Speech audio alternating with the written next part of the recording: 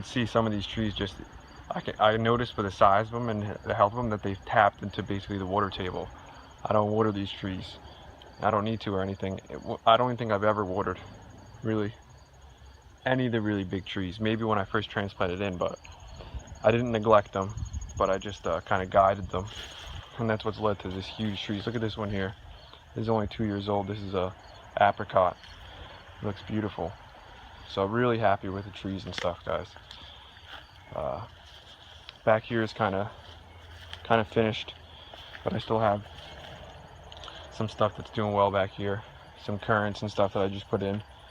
That currant back there really took a hard hit, and we'll see if that survives. I'm trying to shade it a little bit because the neighbor just put in this white fence, so we're getting the reflection from this, almost 100% reflection of the light. So at this time of the day, it's really hot back here.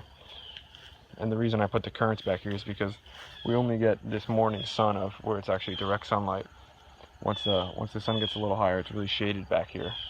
And in the future, these trees are going to shade it back here as well. That's why I wanted the currants, because currants can grow in some shade. There's a new apple tree. It looks beautiful. The health of this apple tree, really impressed with it. This is the Mott's pink apple.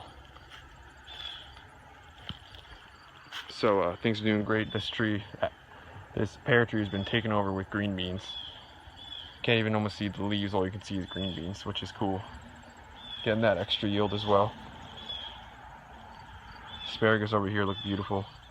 You can see them there. Still got some kales in here, but I have my side garden with all the kale. Again, a lot of the stuff is finishing up in here, but still have watermelons and stuff growing that are still going to be eaten. There's some sugar babies over here. Nice one. Another one here. Watermelons are always delicious. Blackberries and grapes and everything. So, grapes just are taking over the garden, which is awesome. I really love grapes. It's really a forest in here, guys. It's just, a lot of the trees have gotten huge.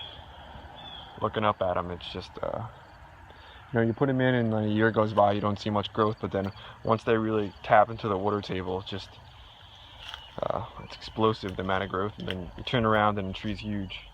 Here's the apples from the apple tree from seed. I had one of them, they're pretty good. I'm going to do a little video where I taste it. I want them to finish up. They're small apples, but they're sweet still, which is really good. Actually, let me show you over here as well.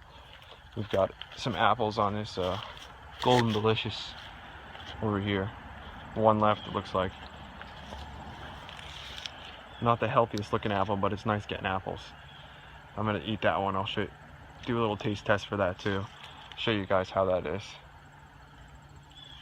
Overall, really happy with everything. And like I said earlier, the yield is going to increase every year as I learn more, understand the system better, as I come through and just make small changes that'll increase the yield and the overall production. So that's why observation is one of the most important skills to have as a gardener. Be able to observe, notice changes, and just make little changes and little tweaks to improve the quality of the system. Look at it in here. Tell me this isn't like a forest. I just love it in here. So this is just the food forest section. I still have the side garden, which is done amazing, and I got my kale patch on the side, which is also done great. And I got my new trees added in here. I think this is a Sweet 16. Oh no, this is the Akani apple. Got another apple over here. This is the Sweet 16. Usually I find that when I put bare root trees in, the first year the trees almost look like they just sit there. A lot of times they don't do that much. But then the next year they just blow up. So since I just put these trees in the spring, this one actually has done real well. Some of them will just kind of sit there, but the next year they really blow up. I don't want to baby them though. I don't want a lot of surface roots. I want them going out and searching for water. But again, having the balance of giving them enough water and not too much is something you got to learn over time. Look at the size of these cucumbers. These ones are delicious too. I ate one yesterday. I'm gonna have to harvest this guy to eat it.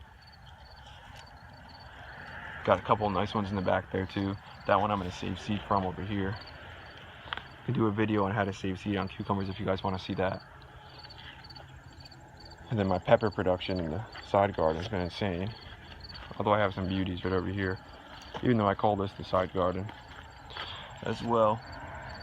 Look at those peppers. So I'm gonna have to give some away. I got too many peppers. And the goji berries started to flower now, which is cool. Get some goji berries going later into the fall.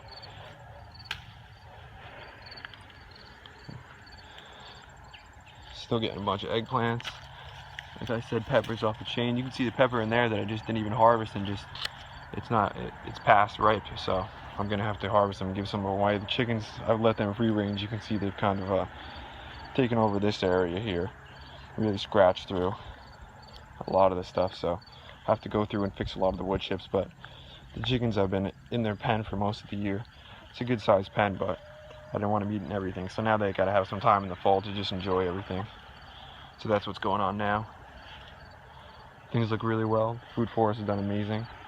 So I'm gonna do a clip of the side garden for you guys too, and show you how everything looks. There's Forest.